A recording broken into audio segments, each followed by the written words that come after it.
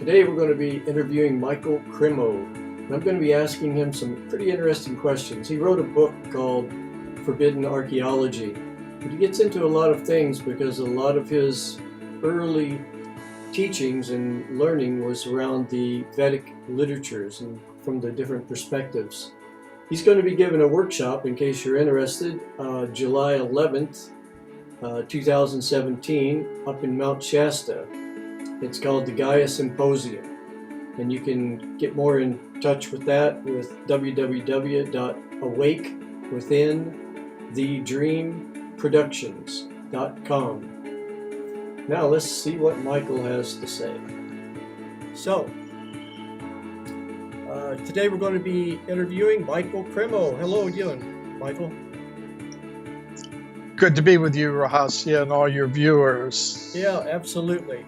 This is very important. You know, I've been thinking about this. I've been following you now for quite a while, and I've noticed along the way that some of the things you've done, like this thing you did with, what was his name?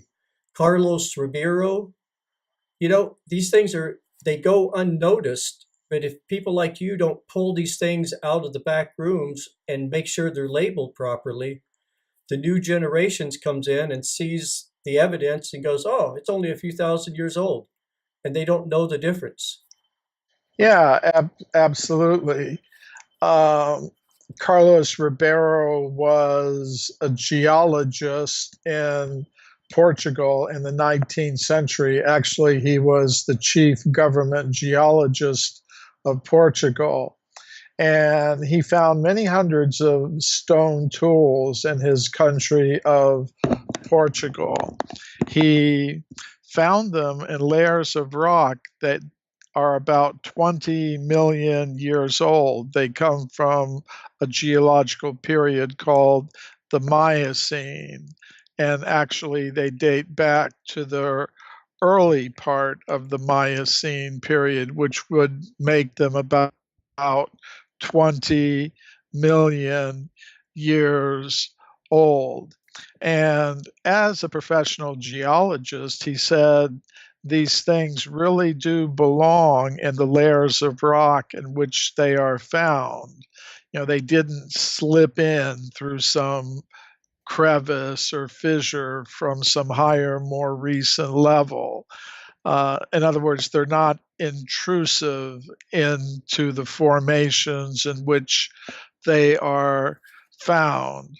Right. So he collected hundreds of these artifacts and he displayed them in the Museum of Geology in Lisbon with labels indicating a Miocene age of 20 million years or more. And it's interesting what happened. After he died, his colleagues in the museum left the objects on display in the museum, but they wrote new labels for all of them, giving them far younger ages. They thought 20 million years, that's impossible. Humans like us could not have existed so far in the past. They thought they're about 20,000 years old. That sounded more reasonable for tools of that kind. So they called them what they determined to be upper Paleolithic tools. And in terms of years, they considered them to be about 20,000 years old. So they wrote new labels for all of the artifacts. And then the next generation of officials in the museum in the 1950s just put the entire collection away. And they're no longer mentioned in the textbooks of archaeology today.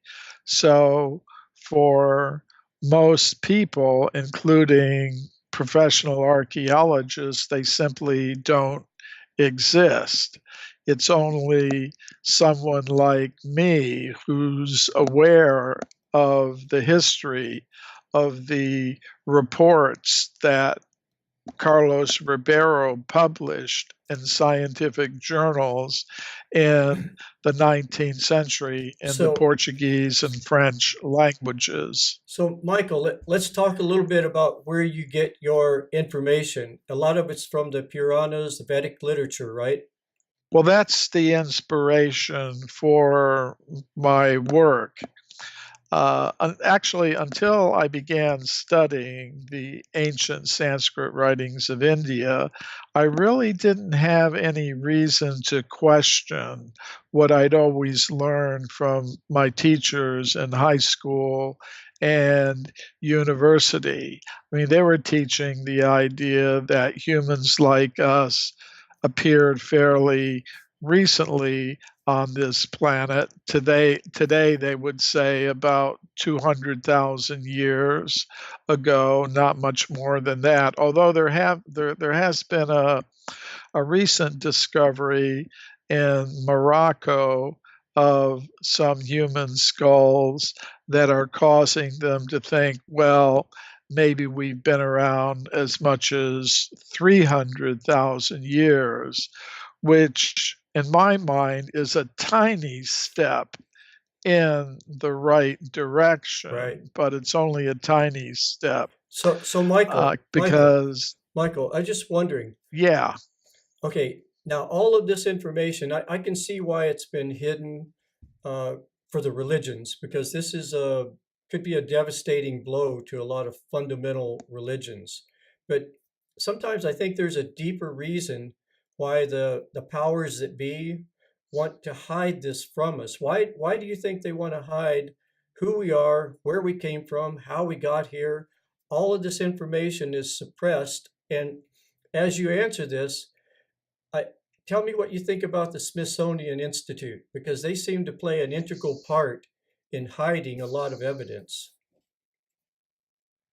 yeah. Well, the evidence that I've documented in my book, Forbidden Archaeology, shows that humans like us have been on this planet for many millions of years, going all the way back to the very beginnings of the history of life on Earth, which means the current scientific explanation of human origins is wrong.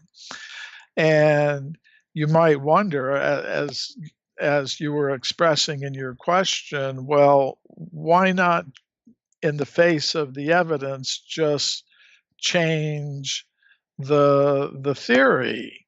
Why not do that? Why resist the evidence to the current theories so heavily? And I think there are a lot of reasons for that. One of them is it's just human nature. For example, if I love somebody and somebody tells me something bad about the person I love, I don't want to believe it. I may even become a little angry at the person who tells me.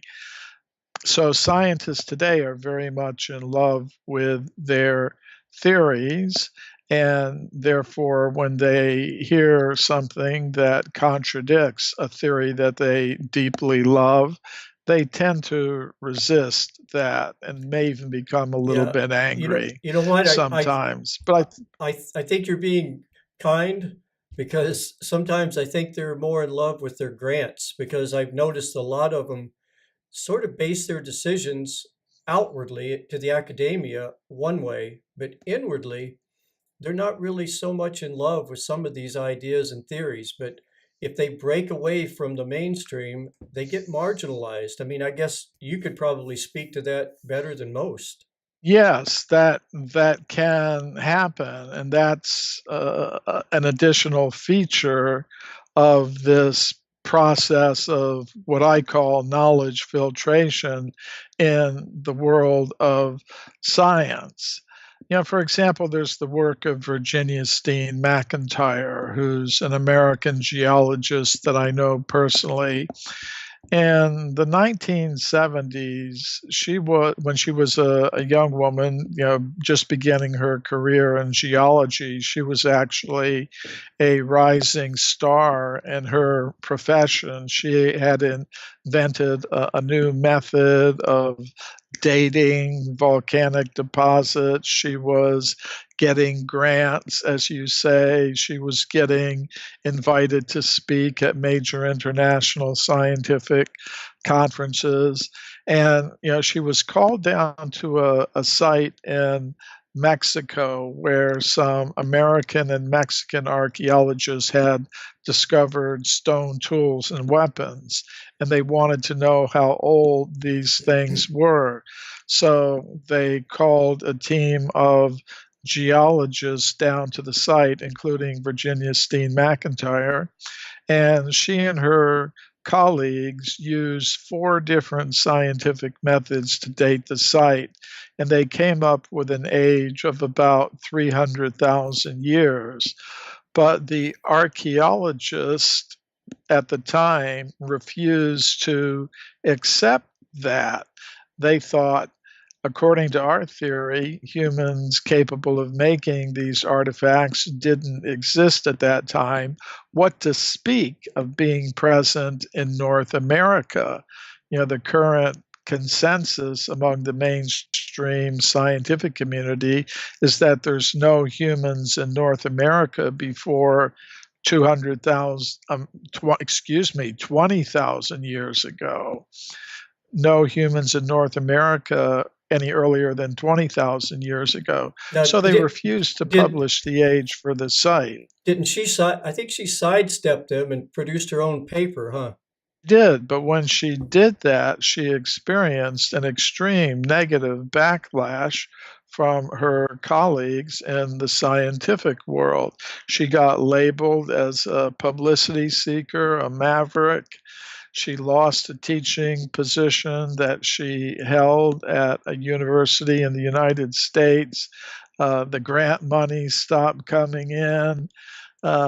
As you were mentioning, these are some of the pressures that can be put on scientists who step out of line. So there's tremendous pressure for conformity. Okay. There's a little bit of license, but when you step radically outside the dominant consensus, you find yourself in Okay, trouble. Michael, let's do this. Let's follow the money.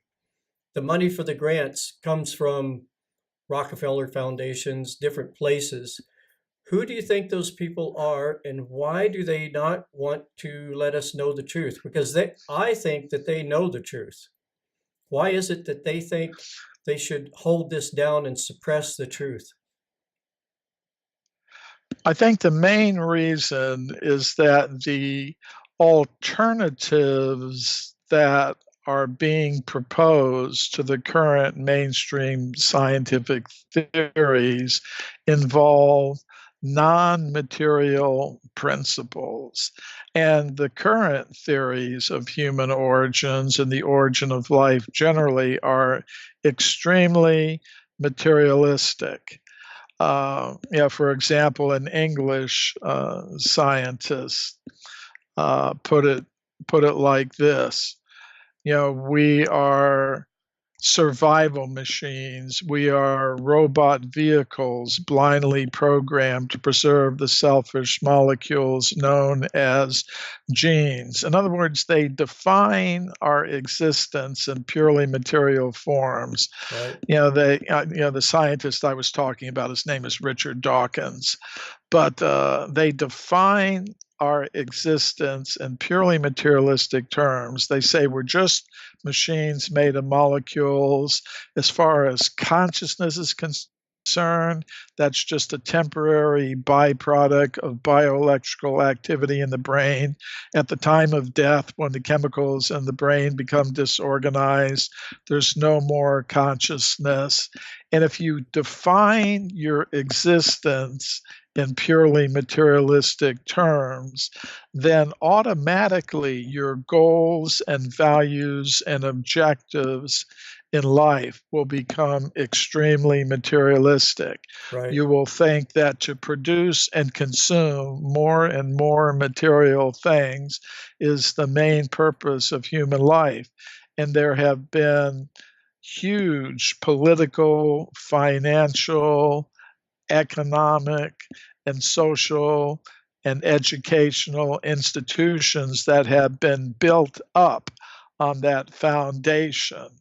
And there's tremendous resistance to anything that would shake those foundations because it would be very damaging to the political, economic, and financial institutions that are built on that foundation. What if we had a different concept of human origins? Well, instead of seeing ourselves as machines made of molecules in competition with each other for survival in this world, dividing ourselves up into so many competing, conflicting groups, we were to have the understanding, hey, I'm a being of pure consciousness.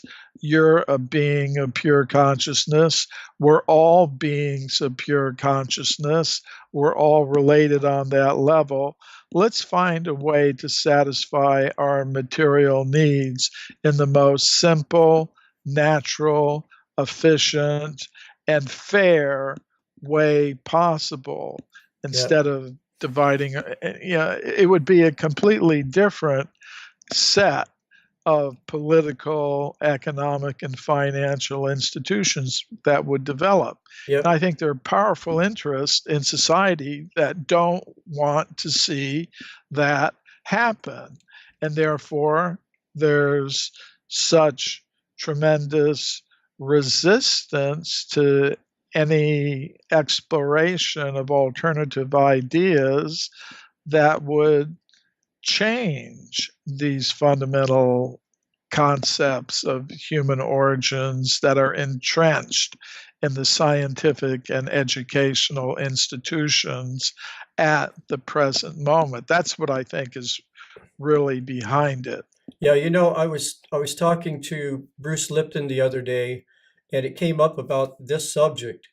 A lot of the sciences, physicists, biologists, chemistry, there's something going on the forefront of exploration and science right now where it's reversing. They're starting to see consciousness as part of the foundation of our matter fields. And this gets back into a lot of what the Vedic literature says. And now, like Bill Campbell was saying, we live in a holographic projection of consciousness. This is more like a simulation. And they even have the math, the fractal geometry, all of the math underlying these principles to show that this almost has to be a projection of consciousness. And I think the more people listen to people like yourself, that's out of the normal flow of things, the indoctrinated story, you might say, it opens us up to even more incoming flows of energy, no matter what field you're in. Like I publish a magazine, I've written a couple books, but all of the people that I've ever interviewed, every single one of them, from their perspective, opens up another line of thought in my mind that feeds into my own life and shows me a picture of a world that a lot of us are envisioning. And it's sort of like the caterpillar becoming the butterfly. It's that part in the middle that they have these things called imaginal cells that imagines what the caterpillar can be. And I think it's people like yourself. Mhm. You're an imaginal cell. You're imagining what it is that is our possible future by looking back in our past and seeing where did we come from? Who are we? How did we get here? These are such important questions that have been fed into us through religion mostly, then early science, like you were saying, Newtonian science. So, there's an, Yeah, I think there's relationships between the two. You're right. yeah, like we've been sort of dancing on the edge of this cliff here. I'd like to take you over the edge if you don't mind and ask you some questions about, because I know you had to give this some thought about Bigfoot, Sasquatch, Yeti. What is the reality there, you think? Because there seems to be something to it that you can't really pin down, but yet, why don't we find something? In my book, Forbidden Archaeology, I've got a chapter on evidence for living ape men.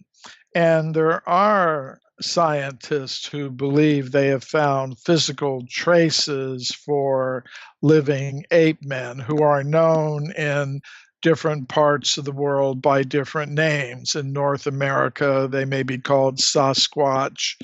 In Central Asia, Yeti, in the Himalayan mountains, the abominable snowman. There are different names for them in different parts of of the world.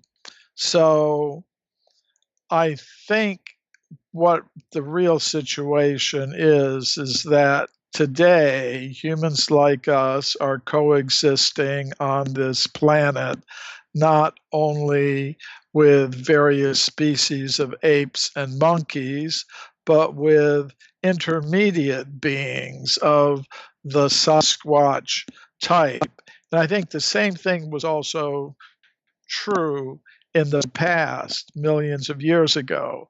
I think there were primitive apes and monkeys. There were also ape man like creatures like Sasquatch or Bigfoot.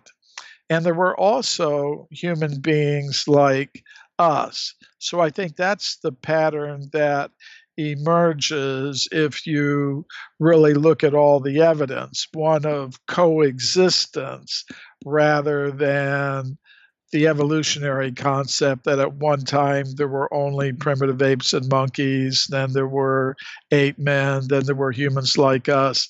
I think just as today we're coexisting with all these types of creatures, in the distant past we also were. But there's another element to this because, as I was mentioning before, I don't think we are just machines made of molecules, purely materialistic beings. I think that molecules, that's part of what we are.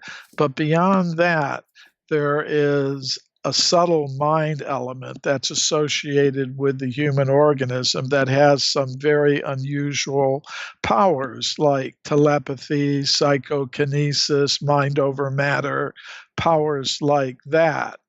And just as it's been demonstrated that human beings can possess these powers like remote viewing and other types of paranormal powers, I believe these ape men or Sasquatch or Bigfoot or Yeti also possess paranormal powers. They're able to cloak their existence, they're able to communicate telepathically. They have what we might call mystic powers or yogic siddhis.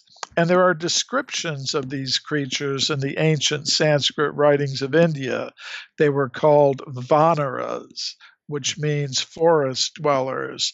And they had ape like bodies, human like intelligence, but it's also stated they had mystic powers.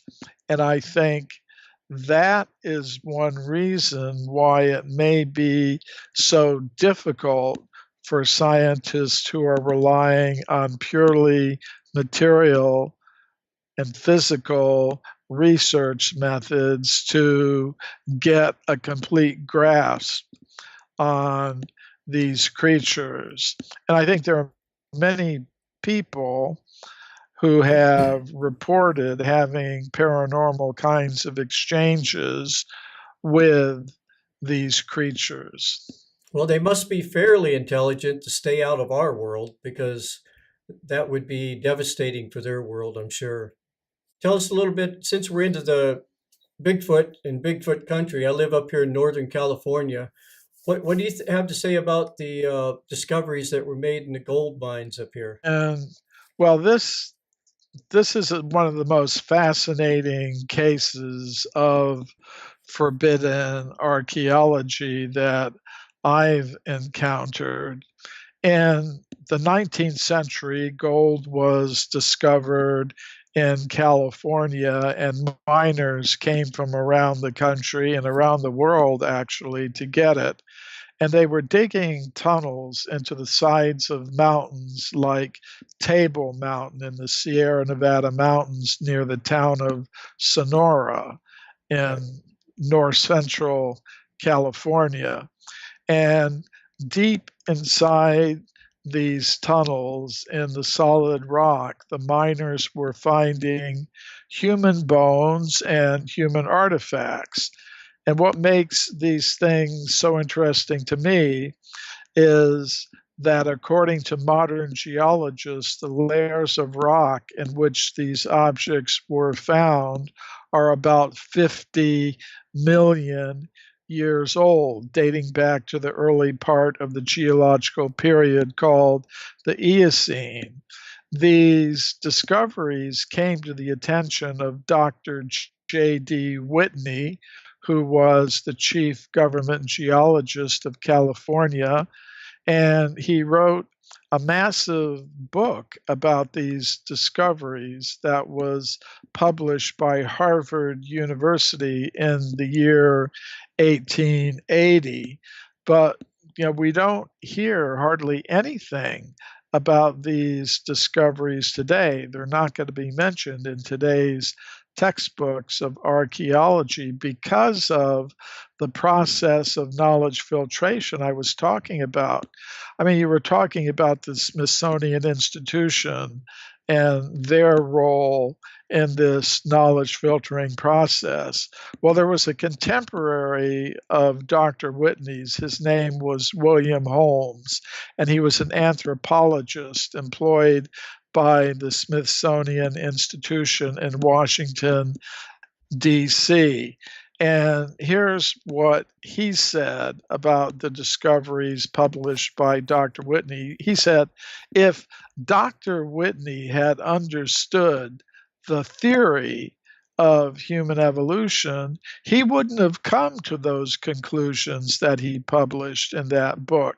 In other words, if the facts did not support the dominant theory, which was being promoted by the Smithsonian Institution, then those facts should not have been published. They should simply have been cast into oblivion and forgotten, which is basically what happened. However, some of the artifacts from the California gold mines are still in the collection of the Museum of Anthropology at the University of California at Berkeley.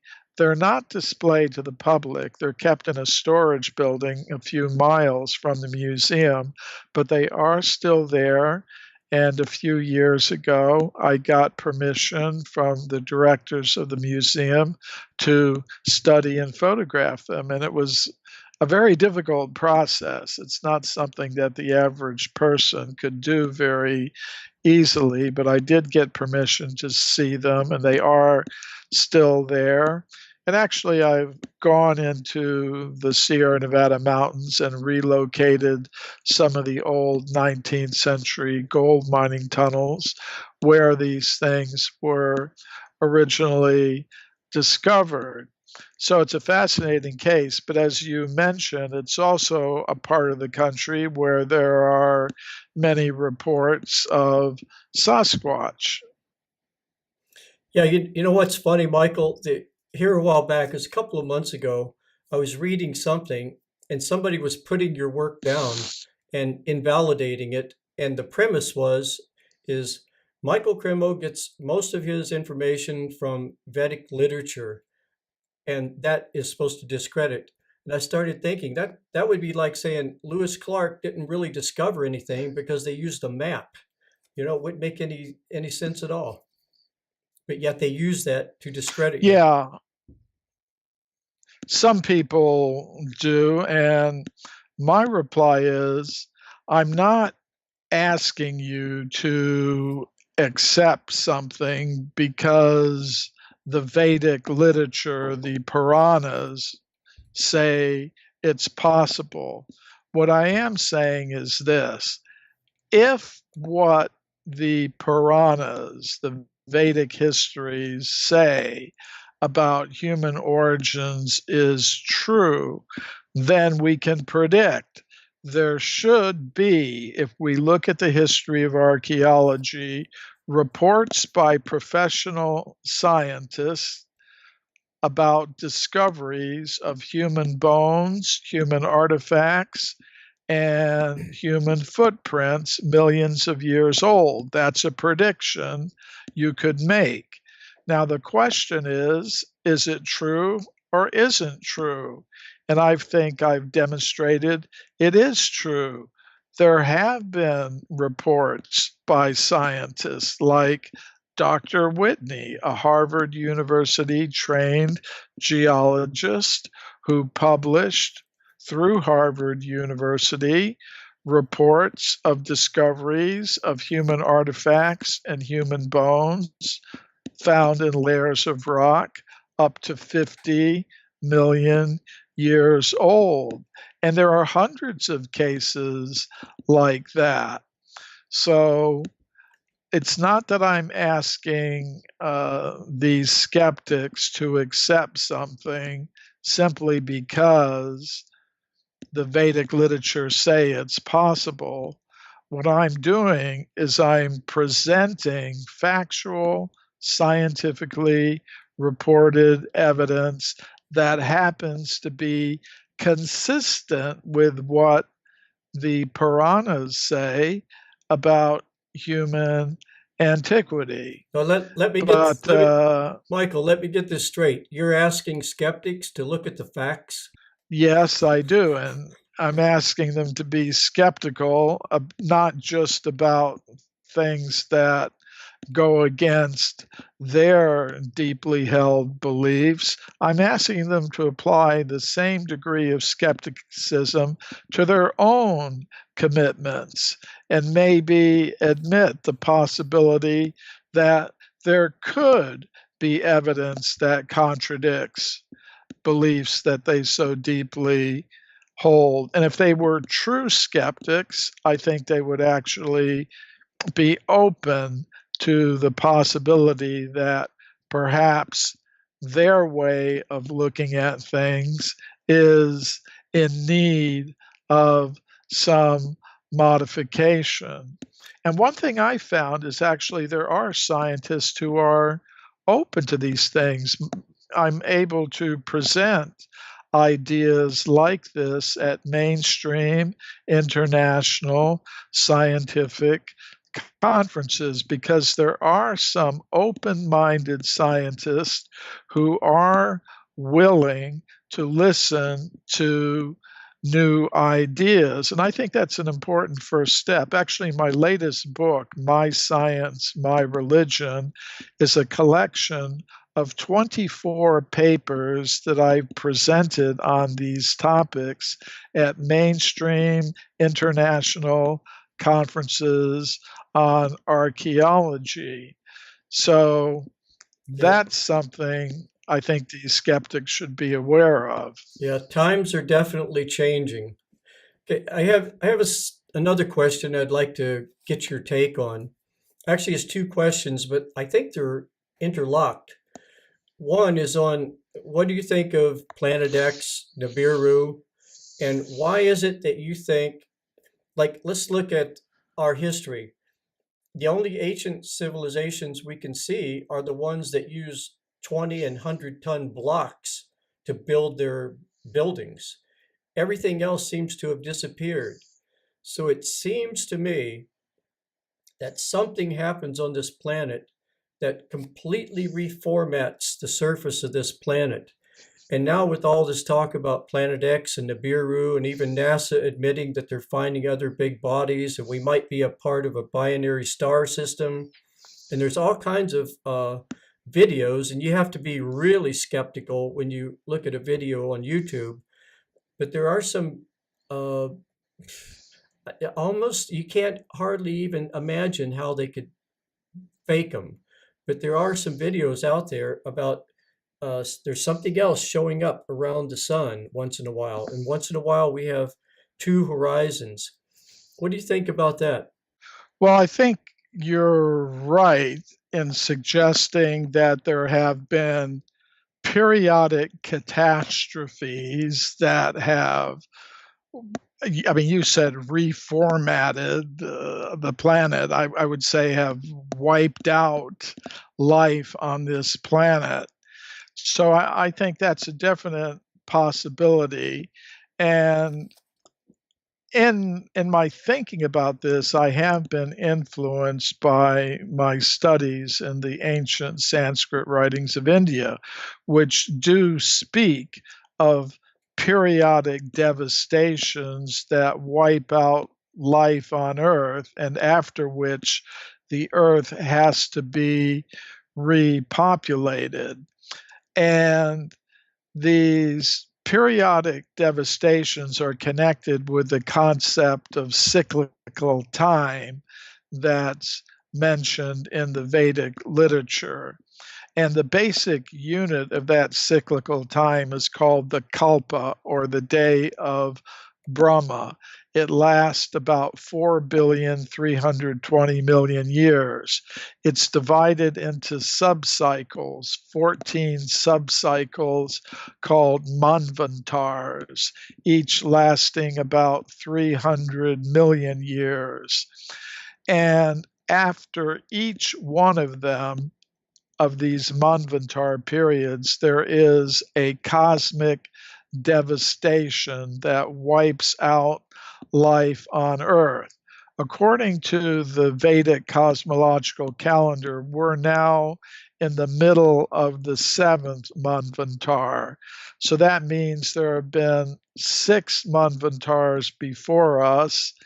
That means six devastations.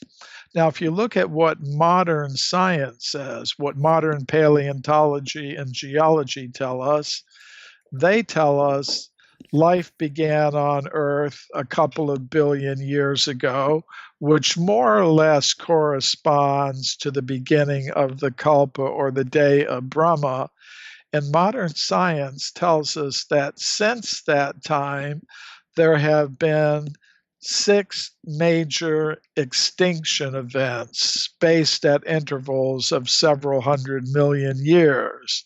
So I think it's kind of an interesting parallel that modern science tells us that over the past 2 billion years, there have been six major extinction events, the last one being the one that wiped out the dinosaurs about 65 million years ago. And ancient wisdom sources like the Vedas tell us essentially the same thing. There have been six major devastations after which the earth has had to be repopulated. And the earth gets repopulated, according to these Vedic sources, from higher levels of the cosmos. It's sort of like cloud computing. You know, many people these days, they store their songs and their photographs and files on the cloud, in the cloud, so to speak, so that if their device gets destroyed, their smartphone or tablet or PC gets destroyed, the files and programs and songs and everything is up there, and it can be downloaded again, and you can restore the system and the files on a new device.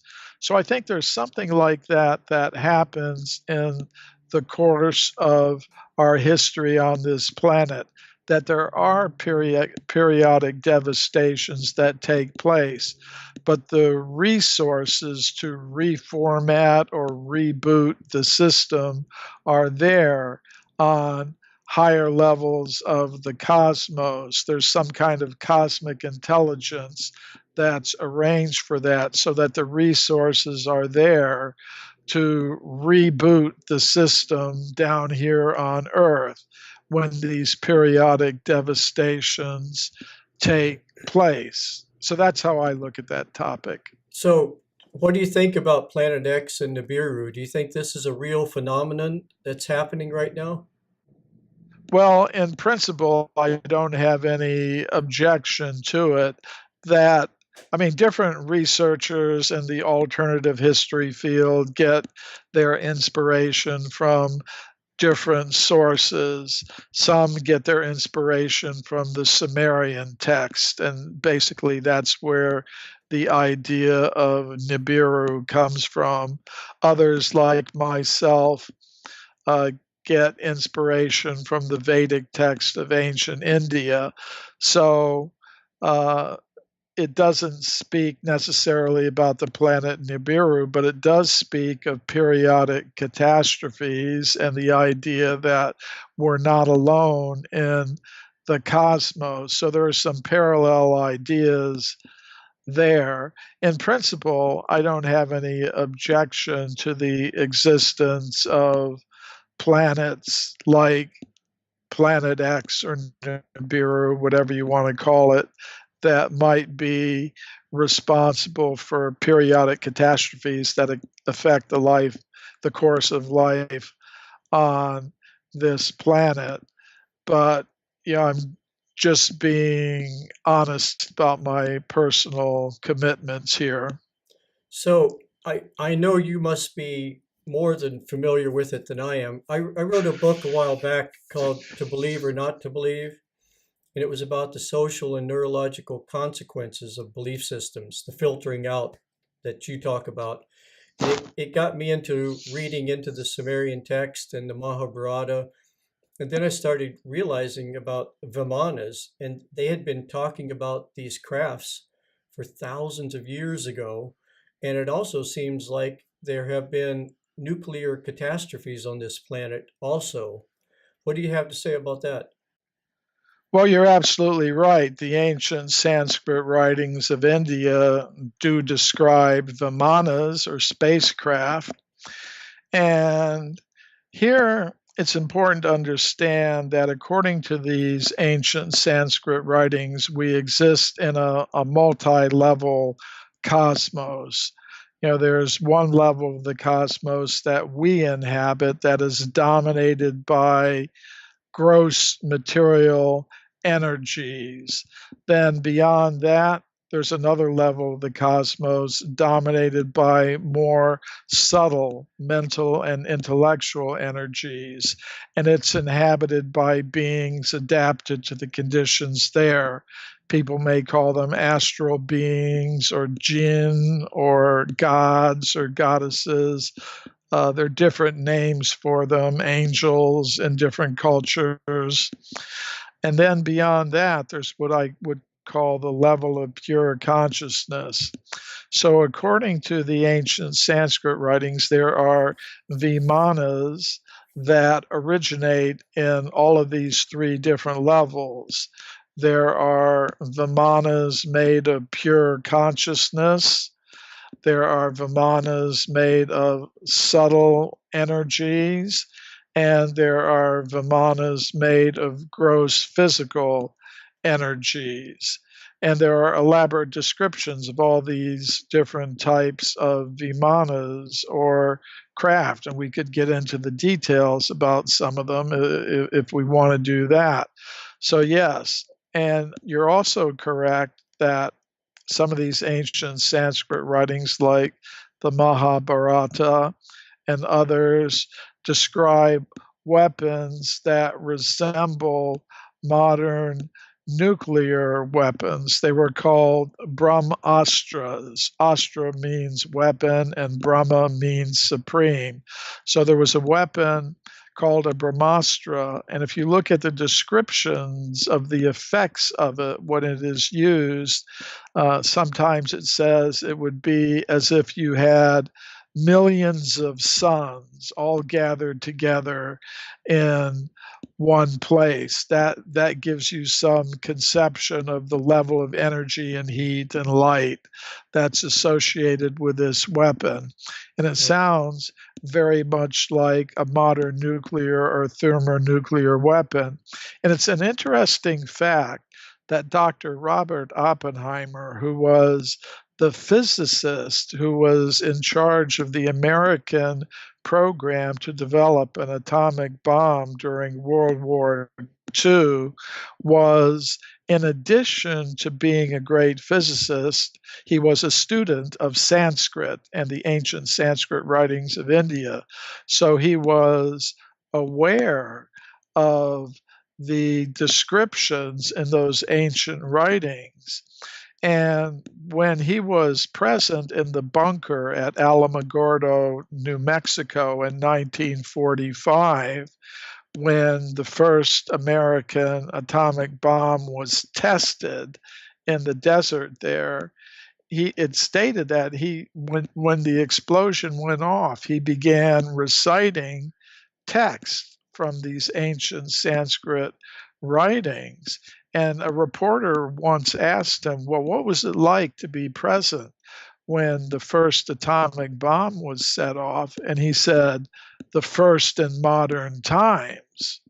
So you're right. There are some interesting hints of Do you know that technological. it was that statement, the first in modern times, and him standing behind it, that lost him his top security clearance.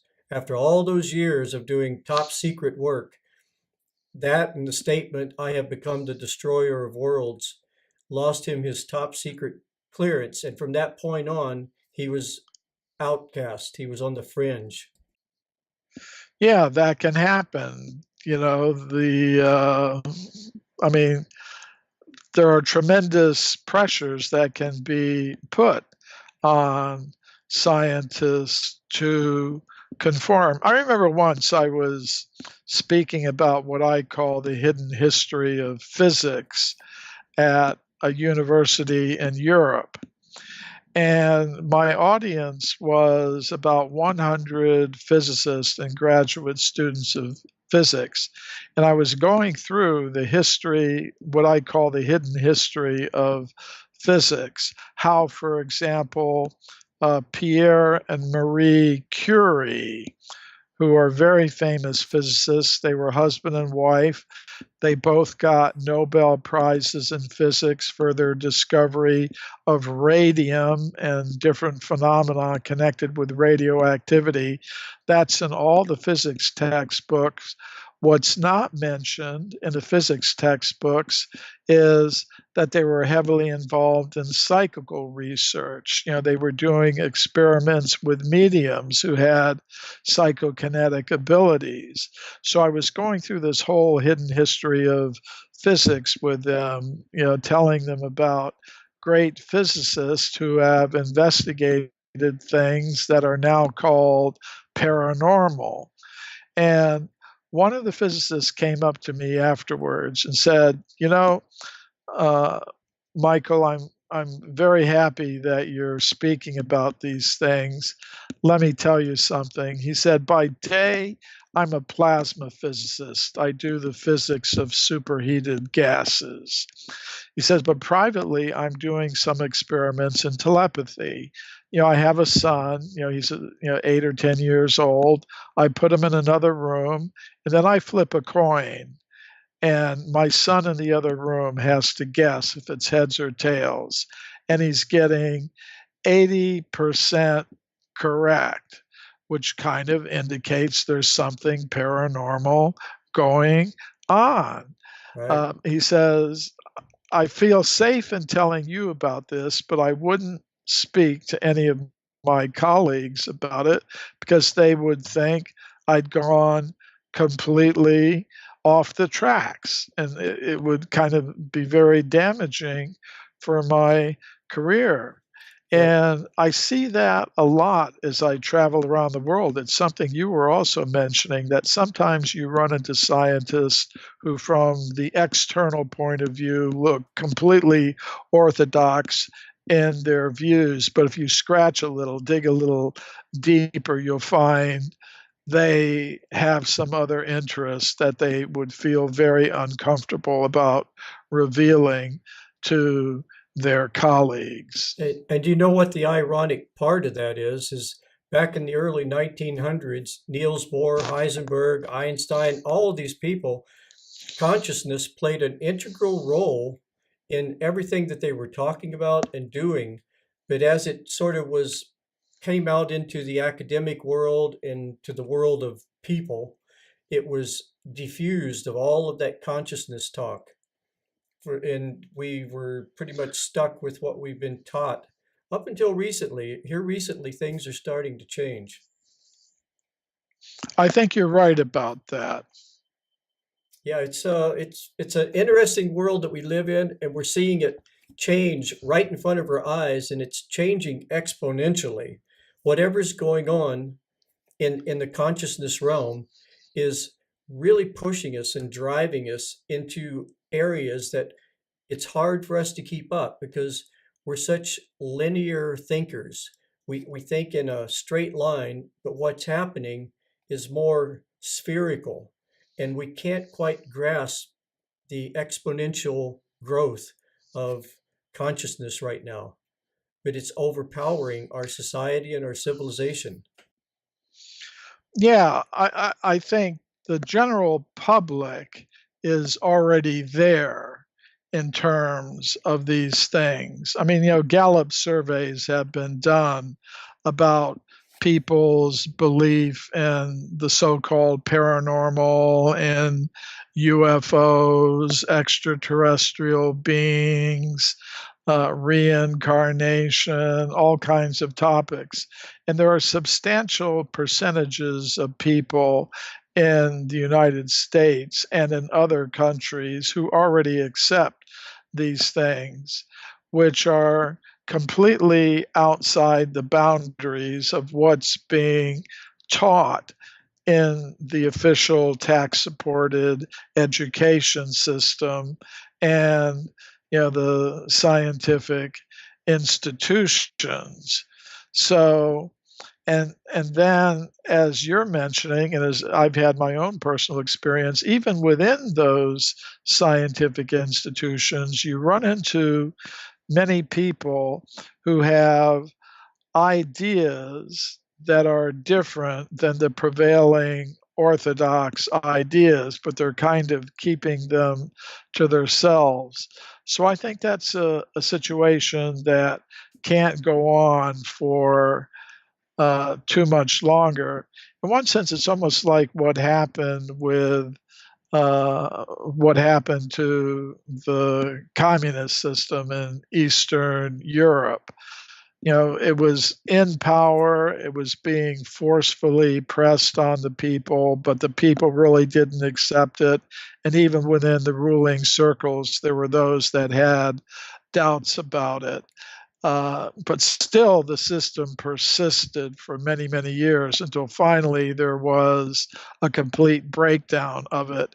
And I think we're going to see something like that happen in terms of our worldview because it doesn't seem to be a very stable situation for those that are trying to hold the line on a lot of these topics. They somehow or other they've managed to convince governments to give them a monopoly in the education systems so that other ideas are excluded and the proponents of those alternative ideas are marginalized, as you were saying.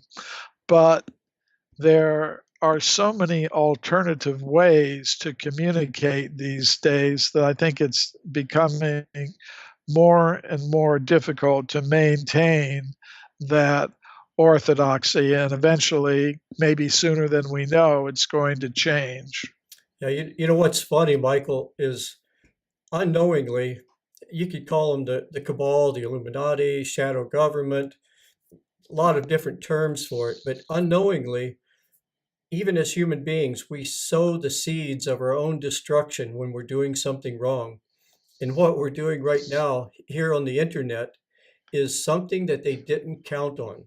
They didn't count on the free exchange of information that's getting out there. They have no control over this. And I think that's like pulling back the curtain on the Wizard of Oz. That's like 1,000 people screaming at the emperor, "Hey, you have no clothes." Little by little, it's interviews like this, people doing the work that you're doing, getting out there, it gives other people the courage to get out and say something, do something, because it's been our own silence, our own apathy that's allowed this to happen. But people are starting to wake up now and realizing that we need to start talking and getting this thing turned around, because we live in a society that is completely unsustainable. You know, we've created a financial system that's totally based on commercialism, that's totally based upon using resources, and has to infinitely grow to survive. And we don't have infinite resources. It's bound to collapse. So all of this is good, man. I think, Michael, we're looking forward to a challenging, it's going to be challenging, but I think we're looking forward to a world that once it redevelops on solid ground with more conscious people, more spiritually enlightened people, I think we can straighten this thing out. But it is a race against time, because there's some powerful forces right now that would rather just tip the whole board over, and that's what they call World War III. But there's a lot of people fighting this now. Yeah, I think you're right about the consequences of the internet and so many alternative forms of communication. Yeah, when I published Forbidden Archaeology in 1993, it wasn't like that. I remember there was a television producer called Bill Coty. His name was Bill Coty. He got in touch with me because he was producing a documentary called The Mysterious Origins of Man for NBC. He learned about my work and he wanted to include some of the cases I talk about in his documentary. And he was also featuring the work of other researchers in the alternative history field, like Graham Hancock and Robert Bauval and Robert Schoch and people like that. And it was really interesting what happened, because at that time, there were just the three or four broadcast television networks, NBC, ABC, CBS, and PBS. And the powers that be had a more complete grip on the channels of communication. So when scientists in the United States found out that NBC was going to air this documentary, The Mysterious Origins of Man, they tried to pressure NBC into not showing it. They weren't successful. NBC did show it, but then these same scientists went ballistic and they started organizing boycotts of all the companies that sponsored the show, had advertisements on it. And they also went to the FCC, the Federal Communications Commission, and tried to get them to investigate NBC, censure NBC, fine NBC millions of dollars for having shown that program. Now, they weren't successful, but those were the kinds of attempts they made. And I've documented all this in a book that I wrote called Forbidden Archaeology's Impact, where I've got all the email exchanges that took place at the time. And they were very open about why they were trying to control this kind of communication, because they were saying, well, we've got the children in the education system, and what is the effect of letting them see something on a major network that completely contradicts what we're teaching them Yeah. in school? It's not good. And it's also very bad for the people in general, because people in general might start asking their public representatives, their government representatives, why are we giving so much tax money to support scientists who are pushing down our throats ideas we don't accept, in the education system. So they were very concerned about it.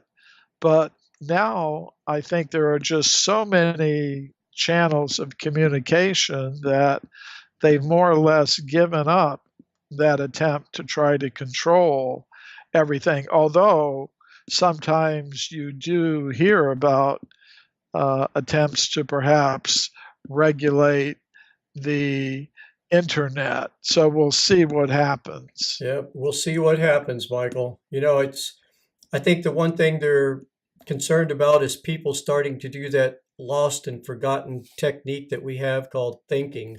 And people are starting to think now because that's the thing about evolution. In evolution, when evolution happens, it happens when the species is challenged. And right now we're challenged environmentally, socially, our food supply, water supply, toxins, everything is coming down on us right now, and it's waking people up. It's getting them off the couch, and they're finally starting to listen a little bit. And a lot of us are hoping it's not too late. So, how would you like to? Would you like to have any final words on this?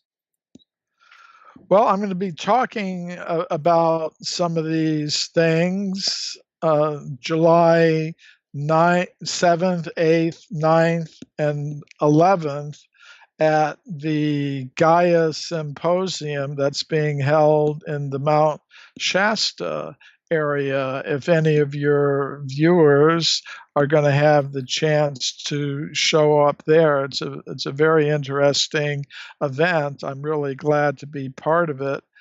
I'll be speaking about psychic archaeology on Friday afternoon. On Saturday afternoon at the Gaia Symposium, I'll be speaking about my forbidden archaeology work, the archaeological evidence for extreme human antiquity. And on Tuesday, the 11th of July, I'll be giving a workshop comparing the Tlingit Indian cosmology with the Vedic cosmology of ancient India and looking at some of the interesting parallels there. And there'll also be many other speakers and presenters presenting their alternative ideas about human nature and our human civilization. So I'd be looking forward to seeing some of your viewers there. Information about that Gaia Symposium can be found in the schedule link on my website, mcremo.com, mcremo.com. So I encourage your viewers to check that out.